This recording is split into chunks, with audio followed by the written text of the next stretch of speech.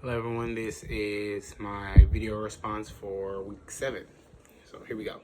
Alright, so in this week's reading, we read chapter 7 and chapter 3 of the secondary text.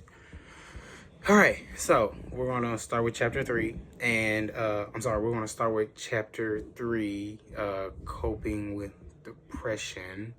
And as I read that text, Jones takes us into the 1930s, which is a time of profound economic hardship, especially during that era of the Great Depression. So Broadway, it wasn't just entertainment, it became a form of emotional support for the audiences.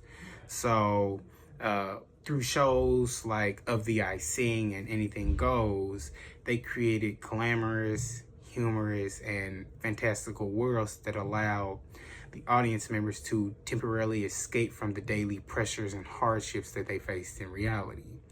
But what's really interesting, though, that I found was that these musicals were more than just an escapist fantasy. They often included subtle commentary.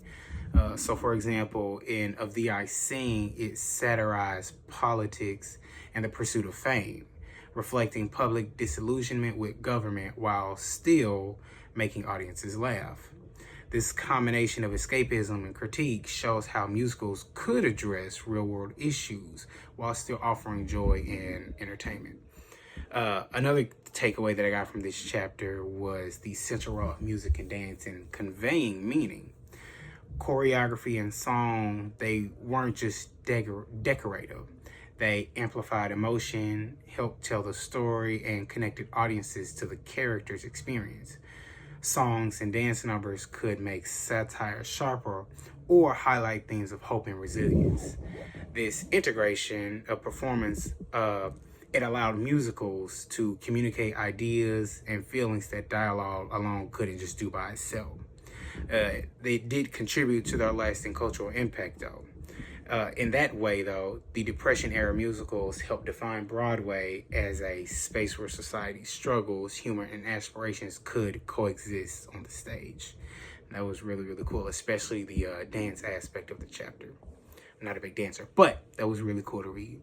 But moving to chapter 7, though, in Stemple's Showtime, it, while moves slightly later in time, it covered the songbook era, and that was really interesting to read because I didn't really know much about that. I've never heard of the Broadway songbook era, but it was interesting to get into it anyway. Reading this chapter, it focuses on how composers like George and Eric Gershwin, Rodgers and Hart, and Cole Porter, they transformed the landscape. One of the interesting ideas there were that songs began to have two lives.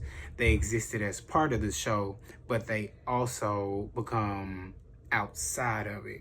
And by that meaning through the sheet music, the radio, and the recordings, it created almost a dual life for Broadway songs, especially those culturally significant songs that were able to transcend beyond Broadway, beyond the theater, and help create this enduring standards that we know and love and recognize in songs today, especially those songs, for example, the songs in Hamilton, the musical, those songs that transcend outside of the theater.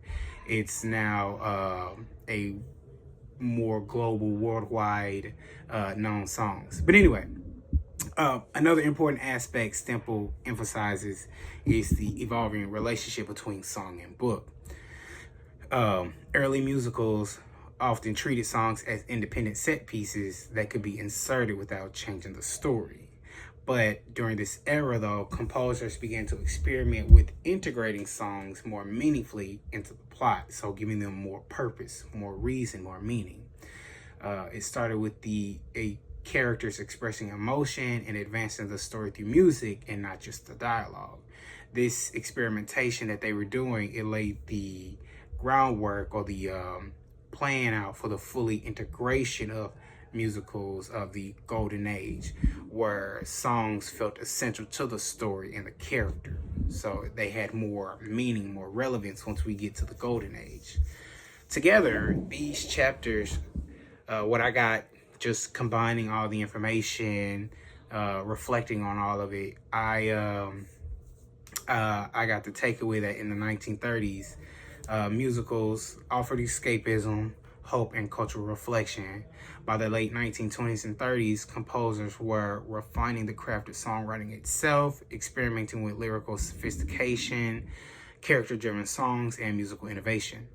This period was extremely pivotal because it created the bridge between the early revue-style musicals and the integrated storytelling that would define the golden age. Both of the readings, they highlight how Broadway has evolved to balance entertainment, artistry, and cultural relevance. And this is a balance that we still see today. So yeah, those are my thoughts, and that is what I have for this week's reading. Thank you.